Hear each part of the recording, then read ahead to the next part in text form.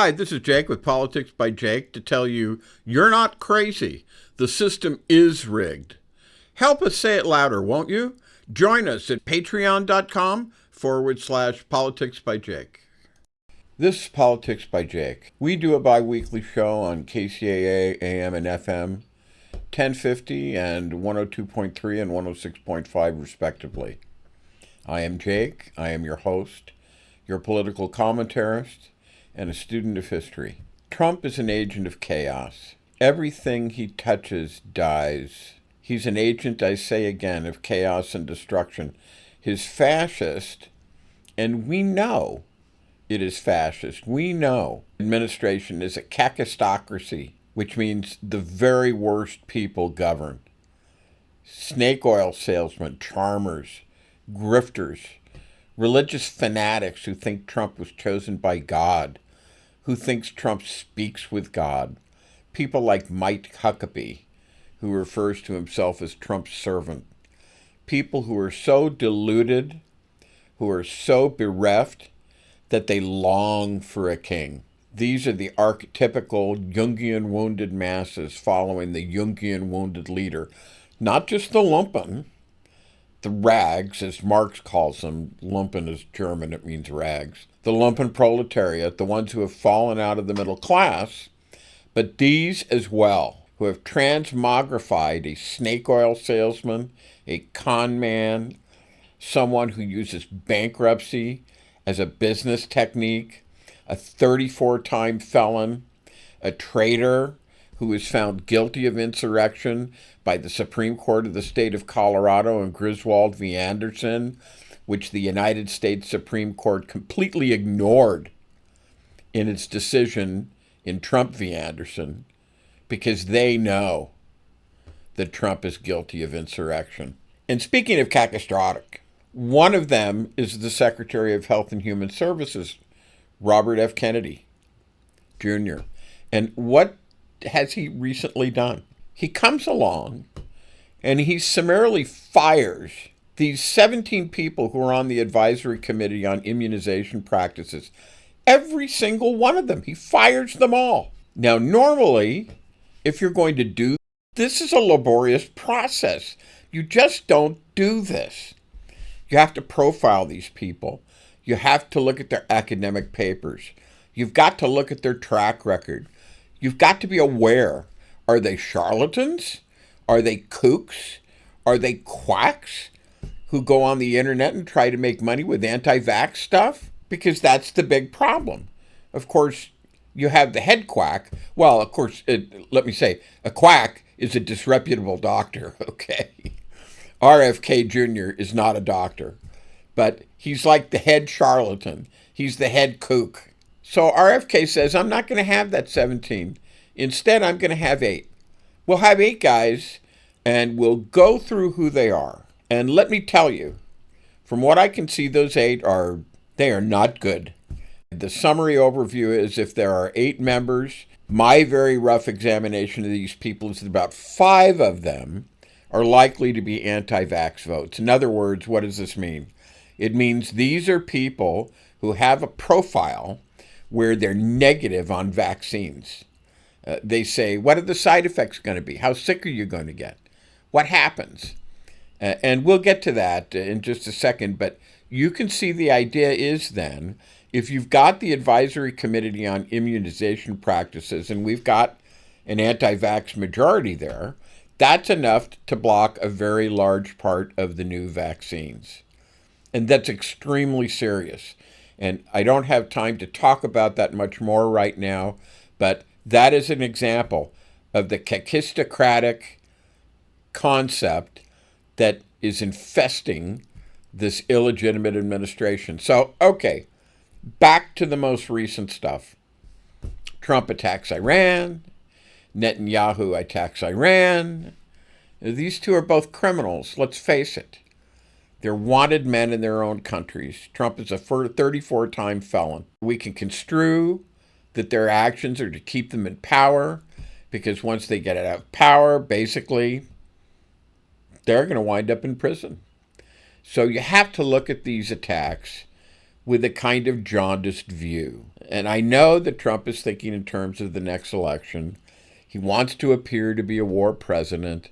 He's surrounded by fanatical fascists, minions, mini-me's, his cabal, as I have described it, who are prodding him to do this. These are the same kinds of people who prodded Reagan to attack Iran. They've been doing it all along. They've been playing the long game. And Trump, of course, is weak. But he wants to appear strong, not weak. He doesn't want to appear to be taco, etc. One of the things he wants to do, of course, is to curry favor with the evangelicals, because this is all tied up in that. The religious fanatics of this country who think that Trump is God or who think that he's a prophet of God. The only problem is that this is unconstitutional. What he's done is unconstitutional. Trump has ignored and violated the Constitution.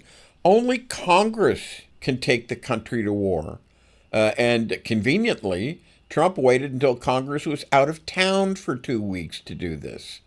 He obviously did not seek the approval of Congress. And this is more of the example of Trump as a king and Trump as a dictator. And those of you who voted for Trump, let me ask you, and I ask you periodically, I just asked you on the last show, do you see now who he is? Do you understand now? You know, he had his toy tank parade just a week ago. Literally, nobody showed up. I mean, Stephen Chung said 250,000. That's completely wrong. All you have to do is look at where the parade was, and you know that's not right. I heard a figure 10,000, but when you look at the promenade, it looks more like a couple of thousand. So this was about all, and this is all in his mind, and this is the problem because he has a diseased mind. His niece, Mary, who is a psychologist, has talked about this, his malignant narcissism, and how it affects him. So he had to spend $93 million. He had to have his toy tank parade just a week ago. Nobody showed up, almost literally nobody showed up, as I said, at all in the country. Whereas now they're calculating something like 13 million. I said on the show last week, I said 5 to 10 million. But they're calculating something like 13 million, just over 13 million people showed up for all of the No Kings parades. Of course, that's not just one in New York and Los Angeles. Those are the parades, or the demonstrations, maybe I should say, that were everywhere. And I want to say, and you'll have to excuse me on this because as we go to air on this, I don't have the figures on this, but I'm not sure that 13 million counts all the rest of the world. I'm not sure it counts all the world. And I'll have to check those figures, and I apologize, and I'll get those for you. But we know that at least just over 13 million people showed up, that we know of, showed up for the No Kings parades. 13 million compared to, let's say it was 10,000. I don't think it was. But let's say it was 10,000 for Trump's toy tank parade, where the military who were detailed in order to do it looked like they were phoning it in order to make it look good. I mean, it was an embarrassment. It was a total embarrassment. I talked about it on last week's show. So I'm not even sure that includes the demonstrations that took place in the entire world. I think we're just talking about the United States. And so he's humiliated. And he looked like he was about to cry. I told you about this. He looked like he was the saddest person in the whole world.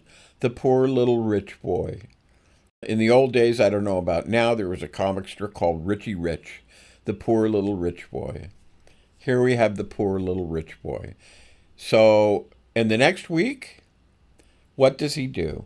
And I can imagine the cogs and the wheels turning in his brain, saying this: they didn't come to my party. They didn't come to my parade. I'll show them. I'll show them. And he unconstitutionally attacks another sovereign country in violation of the Constitution. Didn't even seek permission from Congress to do it. Conveniently did it while Congress was gone for 2 weeks. Do you understand now, America? Do you see who this is? And let me tell you, if you think you need to worry about the election in 2028, I say this to you. You need to worry about the election in 2026 and whether that's going to be allowed to even take place. Because they're in power now. Trump's in power now. His fascist cabal, his Steve Bannons, his Steve Millers, his Carolyn Leavitt's, his Kristi Noems, his RFK Juniors. He's in power now. They're in power now. He's already shown his complete and utter willingness to go against and violate the Constitution and reshape the government as a dictatorship. So he's not going to let go. And I mean, hell, he can't let go. Look, if he lets go, New York comes after him. They're going to re-sentence him. Georgia comes after him. They're aching, their teeth ache, those prosecutors, in order to indict him. And who knows who else does that. And he becomes more of a felon, more of a disgrace, more of a traitor than he already is. If it happens that the Democrats, which I expect, the Democrats win in 2026 in the House and the Senate, I guarantee you Congress impeaches him. That's going to happen. And maybe, just maybe, the Senate this time actually convicts him. So do you see why he has to do this? If he allows free elections to take place, and the thing that you need to understand about this, you really need to understand about this, is that Trump acts like a king. He is a king. He has people around him who long for him to be such, who long to say, "We are your servants," instead of being what they should say, the servants of the people of the United States. This is how bad it is. And the country is infested with this type of person, as I said, sad, deluded, bereft. And when we say to him, no more kings, as we did last week, no kings in America, he says, I'll show you. And that's what this is. This is how his infantile, 5-year-old wounded child mind thinks. And if you think the elections, therefore, in 2026, if you think they're a sure thing, guess again. Not because there won't be a huge change, arguably a sea change in the Senate and in the House, but because they might not be allowed to take place at all. Do you have enough belief now, my listeners? Some of you hate what I say, but it's like Howard Stern. You listen to me because you want to see what I'm going to say next. Do you have enough belief? Do you have enough understanding now to understand why Trump is anti-Constitution and that he is anti-Constitution, and why his fascist cabal and his ministers and his minions and his mini-me's around him who have drunk the Kool-Aid are anti-Constitution, why they are constitutional heretics? And this is Politics by Jake. And now let's pause for a brief commercial message. Hi, this is Jake with Twain Consulting, and I'm back again to talk to you about one of these little wrinkles that can cause a lot of problems and a lot of happiness for people who actually want to own a business, or who have just started a business, or who have been operating a business now for some time. It doesn't really matter. My guess is that you wanted asset protection. That's one of the reasons for starting a business. You wanted to grow wealth, and you wanted to protect the wealth that you created, and you thought that a limited liability company or a corporation would be the way to do that. But did you know that just creating a corporation or a limited liability company does not guarantee that at all? Do you want to know if there's any way to fix that? Go to www.jakelaw.me, that's JAKELAW.me, and watch my video where I talk about this very important thing, and then set up a time where we can have a phone conference, or call me directly now at 573-454-1168. That's 573-454-1168. Call now. And now let's get back to Jake and Politics by Jake. Hi, this is Jake with Politics by Jake to tell you you're not crazy. The system is rigged. Help us say it louder, won't you? Join us at patreon.com/Politics by Jake. All right, and it is Monday, June 23rd. Wow, how time flies. And I say that every week. Hey, this is your reporter, Jake, with Politics by Jake, and I'm speaking to you here, and we're recording. It's now time for the usual strategic biweekly overview that we never get to finish, but we try. We try, and it's complete with things that you can do to help influence the world historical situation. So, all right, so I want to talk about a great many things, but let's start with, one of the things that we're fighting for. And this is since the Civil War and the rebirth or the new birth of the United States. And we just had the celebration of Juneteenth. And Juneteenth marks the completion of the legal termination of slavery. And that's black chattel slavery, where a man could be considered like a chair or a table or a hoe or a rake or any other kind in the states of Confederate States of America and shame. And specifically, we know that the Emancipation Proclamation had been proclaimed. Slavery was abolished henceforth and forever free. That was January 1st of 1863. The pre-proclamation had been issued by Lincoln after the Union defeat of Robert E. Lee by the Union Army under McClellan at the Battle of Antietam, actually near Sharpsburg, Maryland, on the Potomac. And Lee was driven back into Virginia across that, river. Honestly, the war could have ended then. McClellan was too timid. He was too interested in appeasement, frankly. He ran against Lincoln in 1864, kind of supported by the Copperheads, which were Northerners who were, kind of for the South and wanted appeasement. He wanted a negotiated solution to everything. And in a civil war, that is, not always going to be possible. Sometimes it's impossible. And then Lincoln said, okay, after that lift, we're going to declare it. And it went into effect, on January 1st. And you've got to remember, though, this was done by executive order. And it was done specifically in areas that were in rebellion, because the way to justify this under the United States Constitution, as it was read at the time, you couldn't simply expropriate somebody. But as a war measure, you could. So areas that are in rebellion, there you can expropriate property of insurrectionists, and that's what Lincoln did. So that became common knowledge in many areas. There was an immediate emancipation in certain parts of northern Virginia, the city of New Orleans, and wherever the Union had been reestablished and federal authority had been reasserted. But then there are lots of areas, backward areas, that are there. We might say, I've been to some of them. We might say, like, go Texas, the Trans-Mississippi Confederacy, where this was not known. It was not known that this had happened. So what happened was units of the Union Army arrived at the port of Galveston, Texas, on or about June 19th. June 19th, 1865. And at that time, of course, the war was over. The 13th Amendment had been passed by Congress.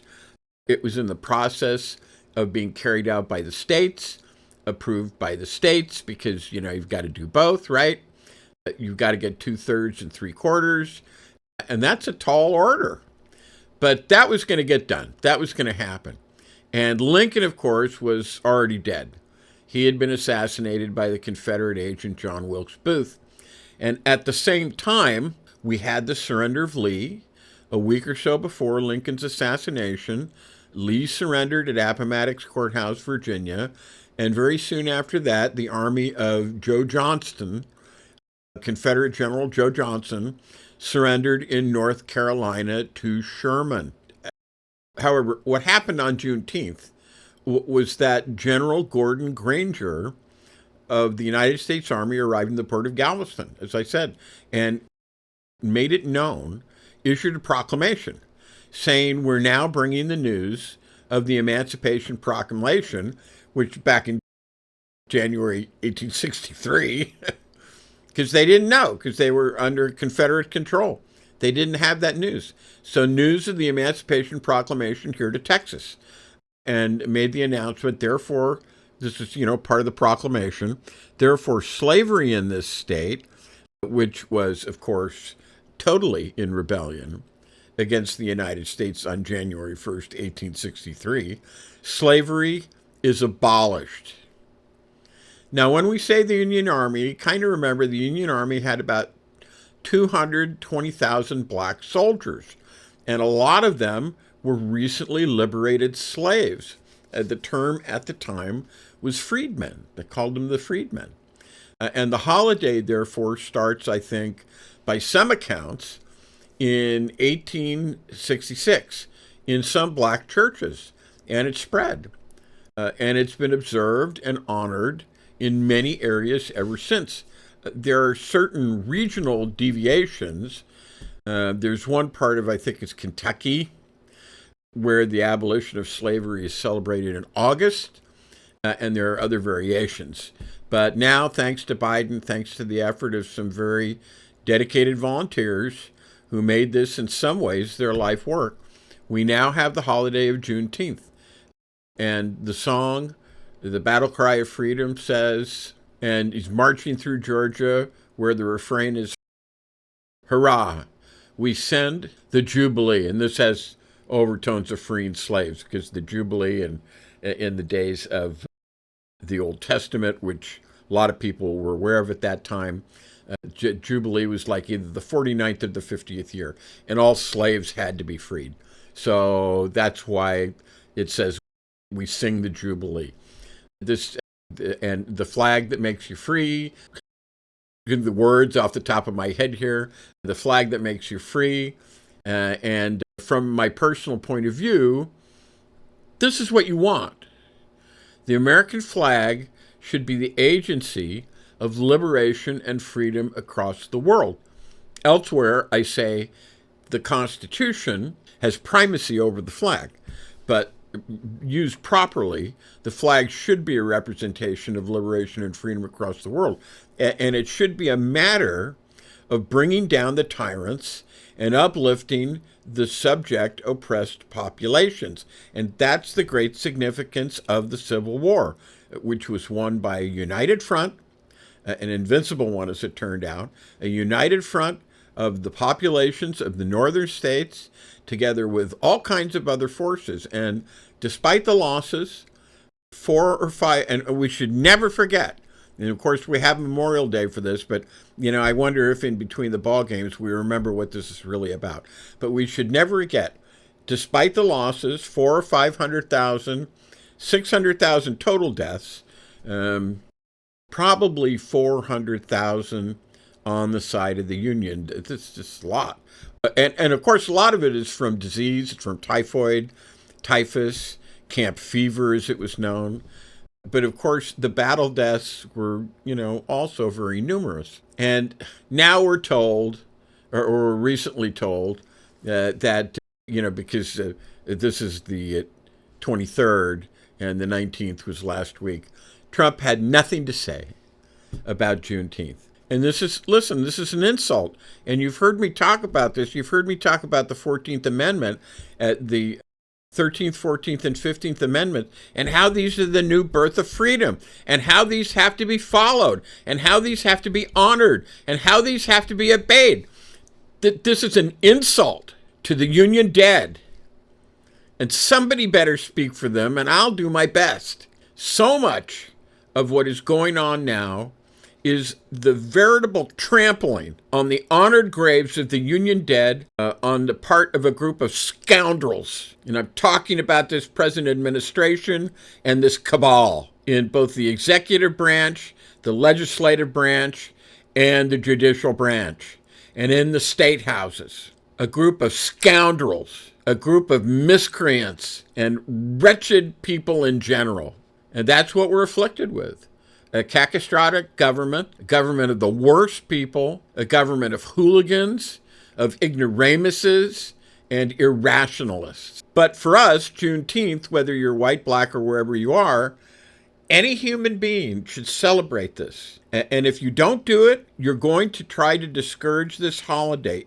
It's too late for that. The holiday exists. That's what Trump would like to do. That's what any of his remarks were pointed towards. He said, we have too many holidays. That was an oblique reference to Juneteenth. We've got to stop having so many holidays. We've got to stop having holidays that celebrate the new birth of freedom in the United States. That's what he was saying.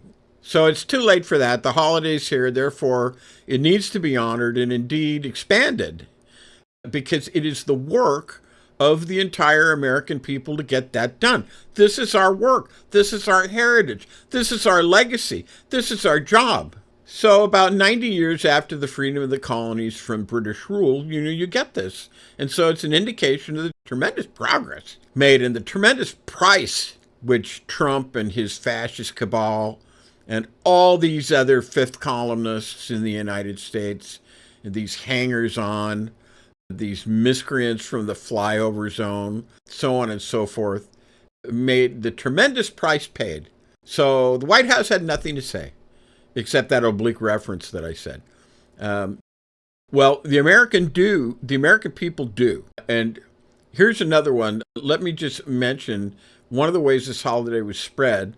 Juneteenth was promoted in part by the federal government, and the part of the federal government that is relevant here is the so-called Freedmen's Bureau. This is a little history for you. Under the direction of one of my favorite Civil War generals. Indeed, he's kind of my favorite, although I like Thomas. I like him very well, the loyal Virginian, because he had this political dimension. And the one I'm talking about is Major General Oliver Otis Howard. Oliver Otis Howard lost an arm in the first couple of years of the Civil War, but then he became the head of 11th Corps. He was unfortunately right in the path of the flanking motion by Stonewall Jackson at Chancellorsville, and later at Gettysburg.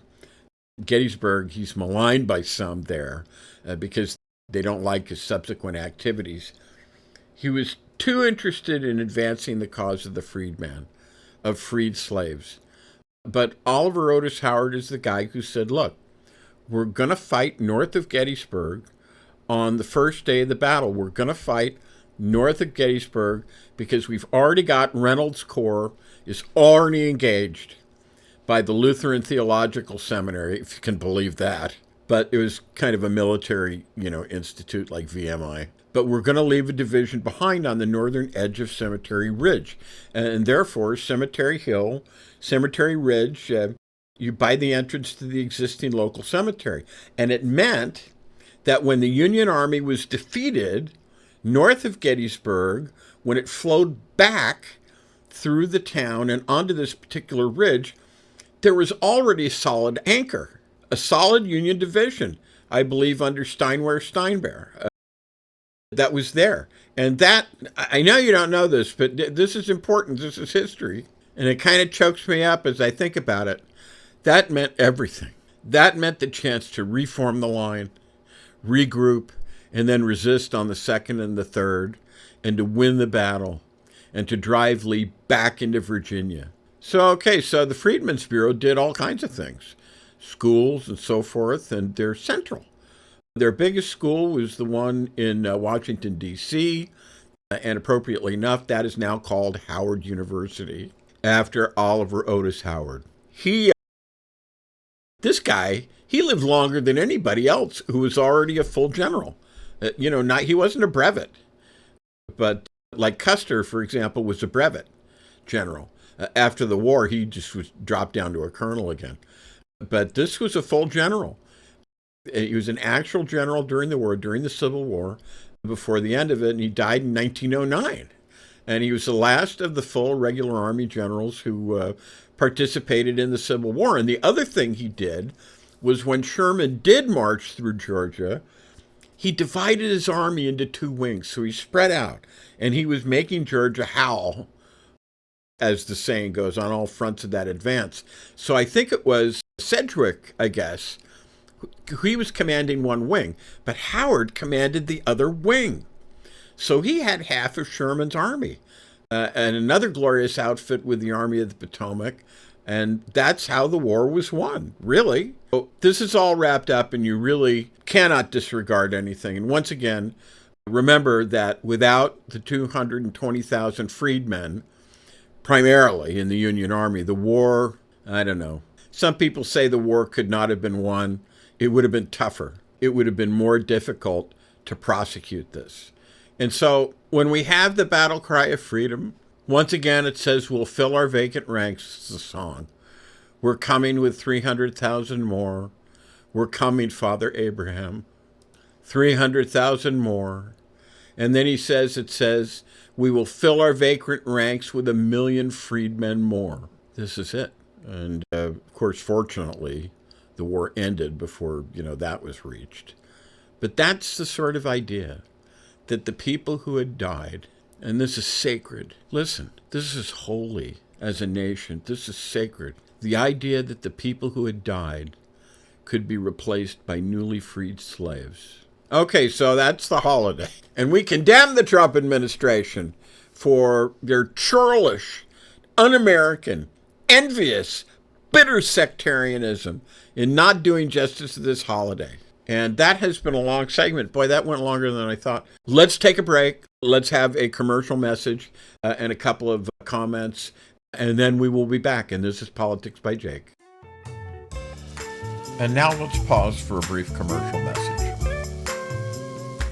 Hi, this is Jake with Twain Consulting, and I'm back again to talk to you about one of these little wrinkles that can cause a lot of problems and a lot of happiness for people who actually want to own a business, or who have just started a business, or who have been operating a business now for some time. It doesn't really matter. My guess is that you wanted asset protection. That's one of the reasons for starting a business. You wanted to grow wealth, and you wanted to protect the wealth that you created, and you thought that a limited liability company or a corporation would be the way to do that. But did you know that just creating a corporation or a limited liability company does not guarantee that at all? Do you want to know if there's any way to fix that? Go to www.jakelaw.me. That's JAKELAW.me, and watch my video where I talk about this very important thing, and then set up a time where we can have a phone conference, or call me directly now at 573-454-1168. That's 573-454-1168. Call now. And now let's get back to Jake and Politics by Jake. Hi, this is Jake with Politics by Jake. Do you like what you hear right now? Support the real talk then. Go to patreon.com/Politics by Jake right now. Every dollar helps fight the noise. And this is Politics by Jake, and we're back, and it's hard, and it's hard in more ways than one, playing catch up here with all that's going on. I wanted to talk about the Minnesota political shootings and cover that. And it's hard to overstate what happened in Minnesota last week. What happened wasn't just random violence. And you've heard me joke about a sister state, Michigan, where I only half jokingly have referred to that state as having their second largest homegrown industry is making and manufacturing of pipe bombs. This is kind of the same. This wasn't random violence. This was an assassination attempt. This is domestic political terrorism, by any honest name. And it didn't happen in some war-torn country or some authoritarian regime. It happened here. It happened in America, in the suburbs, in the people's homes. Admittedly, yes, the flyover zone. But there you have it. A man impersonating a police officer showed up. I'm sure you've heard all this, but I'm going to give it to you anyway, because it's important. A man impersonating a police officer showed up at the home of State Senator John Hoffman and his wife, Yvette. He knocked on the door, and they answered, and he opened fire. John was shot 9 times. Yvette was shot 8. Amazingly, both survived, but this was no isolated ambush. The gunman, whose name is Vance Bolter, left their bloody doorstep and drove straight to the home of former House Speaker Melissa Hortman and her husband Mark, and executed them both. What followed was a statewide manhunt, but the damage was already done. Two elected officials gunned down in their own homes. Two more barely alive. And all of it was targeted. And it gets worse. Inside Bolter's abandoned SUV, investigators found what can only be described as a hit list. These were the names, the home addresses, surveillance notes, over 70 individuals, lawmakers, pro-choice leaders. Don't get me started on pro-choice. Oh my God. Anyway, don't get me started on anti-abortion, I should say. Members of Congress, a list of targets, Democrats. They were all Democrats. They were all Democrats. Abortion providers, activists, even philanthropists like Mackenzie Scott.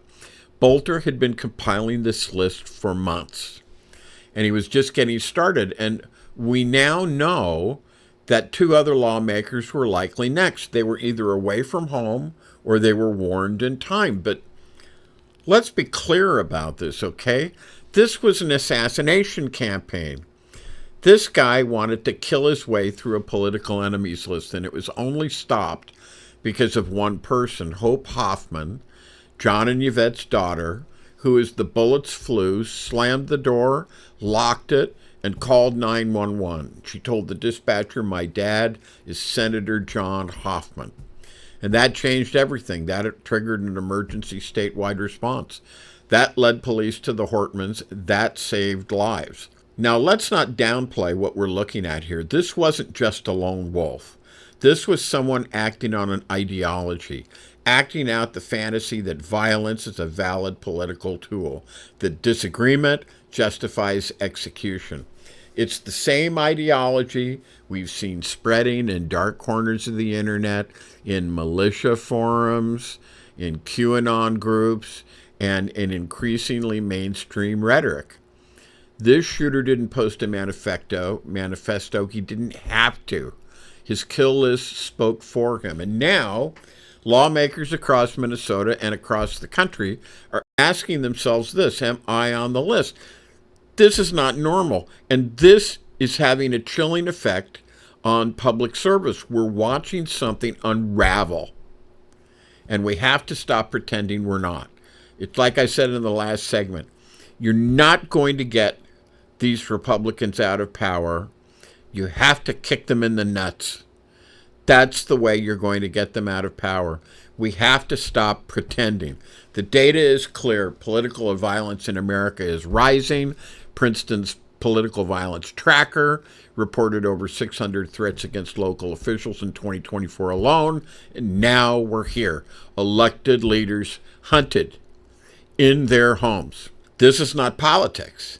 This is fascism. This is how democracies fall. Not with one big collapse, but through 1,000 shocks, through fear, through silence, through numbness. And this moment is one of those shocks. Let me put it in historical terms. When a shooter named Gabrielle Giffords, when a shooter targeted Gabrielle Giffords in 2011, it stunned the nation.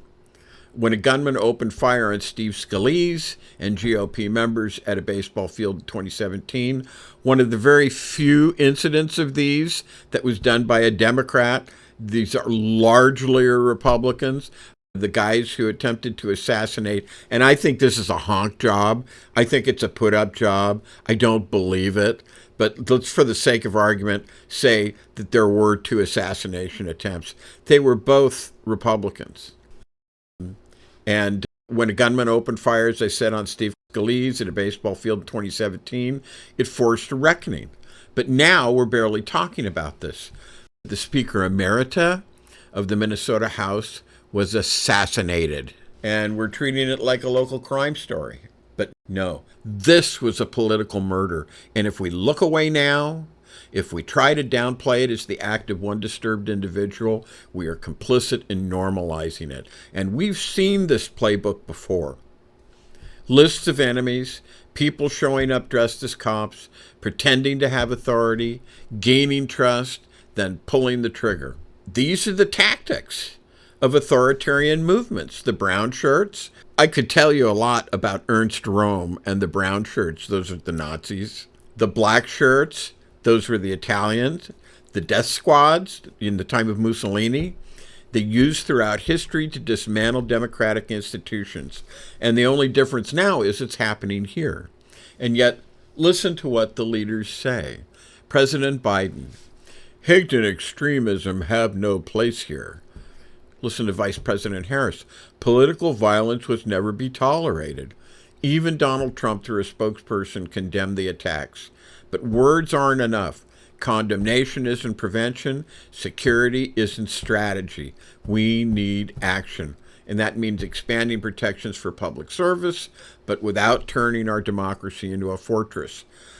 That means confronting the online cesspools where this ideology grows. That means naming this for what it is, domestic political terrorism. And it means standing together, not left or right, but as Americans who refuse to accept a future where a political disagreement is met with a bullet. Let me speak plainly here. Democracy dies when we stop believing that ballots matter more than bullets. And the only way to stop that death spiral is to confront this terror loudly, clearly, and without blindfolds. We owe that to John and Yvette Hoffman. We owe that to the memory of Melissa and Mark Hortman. We owe that to Hope Hoffman, who stood between a killer and a massacre. And we owe it to ourselves, because if we don't draw a line now, there may, in the end, be no line left to draw at all. And this is Politics by Jake.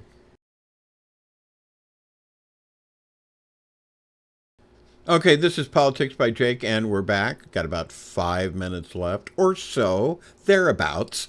And I wanted to talk, I don't want to be accused of talking out of both sides of my mouth, but this is going to kind of sound like it because I started the show talking about the anti-constitutional violation of the Constitution, Trump being a king, the wounded 5-year-old pouting because no one came to his toy tank parade of attacking Iran. But I want to say a couple of things in the way of political analysis on the other side. So the recent news is that the Iranians hit a hospital. It's called Soroka Hospital in Beersheba. And this is in the Negev, more or less. This is in the southern cone of Israel. And so they hit a hospital. I don't know whether this is in relation to the Dimona Israeli nuclear research and indeed the nuclear reactor center.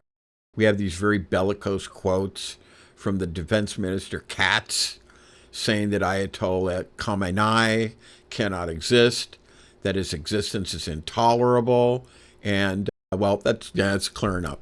And Bibi, of course, that's Netanyahu, says, of course, nobody is immune, right? He's asked, do you agree with Katz? He's asked, he said, well, nobody's immune. And he was asked about regime change in Iran, and he said, that's not officially what we're attempting to do. We want to hit nuclear sites, but he acknowledged, he said, that may be the result. And in the background, you have the Shah, or the pretender to the peacock throne, I think it's called, the Iranian throne that was the throne of the Shah of Iran, Reza Pahlavi, who was driven out in 1978, 79, thereabouts, in the midst of this Carter and this Brzezinski operation. And he's saying, total insurrection, rise up, get rid of the monarchs, the Shah, get rid of the monarchs, get rid of the malarkey and free yourselves. Now, is this realistic? Well, you have some pretty fearsome secret police. What are they, the Savama? And if you go there, the impression you get is that the place is very much under control. It's like East Germany under the Stasi. The Stasi were the secret police and the KGB from Russia, or from the Soviet Union, was Putin was a member of the KGB, and he was stationed in Eastern Germany. So they're, I wouldn't call it infiltrated, but they were in there, overseeing Stasi operations. So it's not so different. Maybe not quite as severe, but it's comparable. So all that's happening, and the question now becomes, will this government be overthrown? And My argument is that it's not a legitimate government, the Islamic Republic. It's not a spontaneous creation. It's not even, in my opinion, it's not even really that well thought out. It's not a creation by the Iranian people. It's something that was imposed through intrigue from abroad by the United States in the late 1970s, with the apex coming under Carter. Carter actually didn't start it, but think Brzezinski on this. I think he's the guy who brought this to fruition with the help of others, most of whom they're no longer with us. Now, the BBC had a program the other day where they were interviewing Iranians, and these were, I think, middle-class Iranians, people comfortably living abroad, because they said, we can't operate. The BBC can't operate and can't speak freely. So we only talk to people who are living abroad. And one of the women made a very interesting remark. She says, I have a lot of friends, and I don't know anybody in my friend group who is a supporter of the Mullah regime, of the Ayatollah regime, of the Islamic Republic of Iran. They are hated. And I think that this is true. I think you can't contest this. The most recent examples of this would have been 2023, mainly, when the women in Iran decided that they'd had enough of this hijab business, that they did not want to have a dress code imposed upon them by the government and enforced by a morality police. So they went into the streets and they protested, and like several hundred, up to 1,000 maybe, were then they were killed or executed or jailed. Lucky if they were just jailed. And that is, I think, an indication that this is a hated regime, that they have had a number of upheavals. Lately, one was Ahmadinejad being elected, I think, for the second time. And that triggered a lot of rioting, a lot of protests. You didn't really hear about it, but I did. In Iran, Tehran North, and then in particular in the plate of these women. And it's something that they want to impose upon anybody, any woman coming into the country is going to be subjected to the compulsion to wear this garb, this hijab. So I think it's realistic to say that there's a large majority, I would guess about 70%, who are opposed to the regime. That's a lot. The difference, of course, is that in the rural areas, the peasant and the people like this I think they're probably much closer to the regime. But the regime, on the other hand, hasn't done much for them. That was under Ahmadinejad. There was an attempt to build housing, but it looked like it broke down once they got a couple of years or two into the program. And they're sort of all half-finished buildings that dot the landscape. So that's their popularity. Of course, is there an organization? Because to have mass support is one thing. To have it organized, that's another. And that, I don't know if I can see. The Shah, this is the guy who in 1979, he was the young Shah Reza Pahlavi. This was 1979, 1980. He's no longer called the young Shah.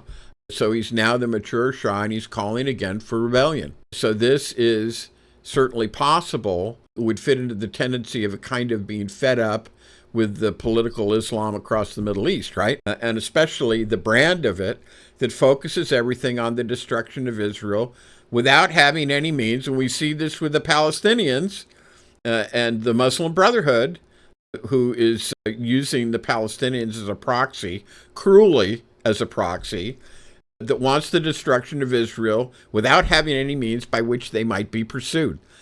And they don't. They just don't. They can't do it.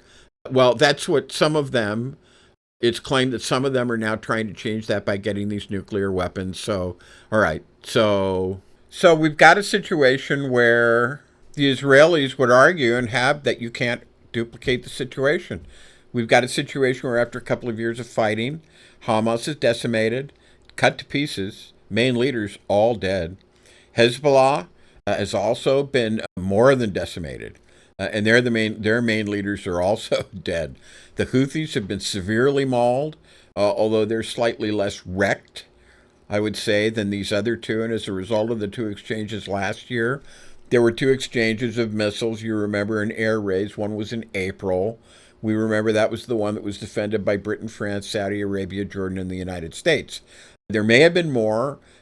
And that meant the ones launched by Iran, very few hit a target. And then later, in October, another round And this October round was the one where the Israelis did very limited air raids, but mainly concentrated on the destruction of the anti-aircraft defense system. And this is an important date. The Iranian anti-aircraft defense system has been strongly disrupted as of last October. And the question is, that's a wasting asset, because if you don't do something about that, then you're going to find that it will be rebuilt and all your advantage will disappear. So you could say, well, this guy, he wants to kill me.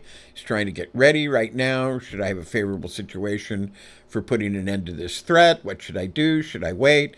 Because in the meantime, he may perfect his preparations. So, we have all this. And Iran is one of these areas where if you're an American, they're very interested. Parents in the past, they bring their kids to speak some words of English. If they found out that you're a foreigner, they found out you're an American, speak some words of English to communicate, to somehow share the idea to the rising generation that there's a big world outside of the narrow confines of this oppressive dictatorship, because that's what it is. Secret police and so forth. It's really one of the more, among the people, it's one of the most pro-American places you can find. I would compare it to Poland, maybe towards at the end of the Cold War, or Italy back further into the Cold War. But this is a place where you would find that the American foreigner, among the people, not among the regime, is very welcome and is an object of curiosity, benign curiosity, and a desire to, again, bring the kids, the rising generation, and say, look, this is an American. This is possible outside. And I think that has to be borne in mind. So it's just not that the regime is unpopular. It's desperately unpopular. And really, they don't do anything about that. I mean, look, they have public executions. They have the stoning of women for adultery and related things. Men can be stoned for homosexuality, although other methods of summary execution are often used. They use cranes to hoist people up by the neck and conduct a hanging. And it's all public. It's a place of a great deal of brutality, and you've got to remember, because they're not in a position to free anybody. So all this could be said and more, and this is, you could say, the other shoe dropping on what I started the show with. We're out of time. We welcome all you new listeners. Didn't even get a chance to welcome you at the beginning of the show. And we hope you have a great week, and God willing, or the gods willing, or just, whatever gets you through the night on that. We will see you again on the 27th at 7 a.m. for another show. And this is Politics by Jake. And now let's pause for a brief commercial message. Hi, this is Jake with Twain Consulting, and I'm back again to talk to you about one of these little wrinkles that can cause a lot of problems and a lot of happiness for people who actually want to own a business, or who have just started a business, or who have been operating a business now for some time. It doesn't really matter. My guess is that you wanted asset protection. That's one of the reasons for starting a business. You wanted to grow wealth, and you wanted to protect the wealth that you created, and you thought that a limited liability company or a corporation would be the way to do that. But did you know that just creating a corporation or a limited liability company does not guarantee that at all? Do you want to know if there's any way to fix that? Go to www.jakelaw.me. That's JAKELAW.me, and watch my video where I talk about this very important thing, and then set up a time where we can have a phone conference, or call me directly now at 573-454-1168. That's 573-454-1168. Call now. And now let's get back to Jake and Politics by Jake. Are you tired of the noise and the spin? Do you want the real story behind the headlines? I'm Jake, and this is Politics by Jake, where I tell you what they won't. And now we're going even deeper, and I need your help to keep doing it. Join me on Patreon and support independent political analysis that doesn't pull punches. You'll get insider breakdowns, you'll get bonus clips, and first access to new content. So go to patreon.com/politics by Jake. That's patreon.com/politics by Jake. No filters, no fluff, just the truth. Let's do this together.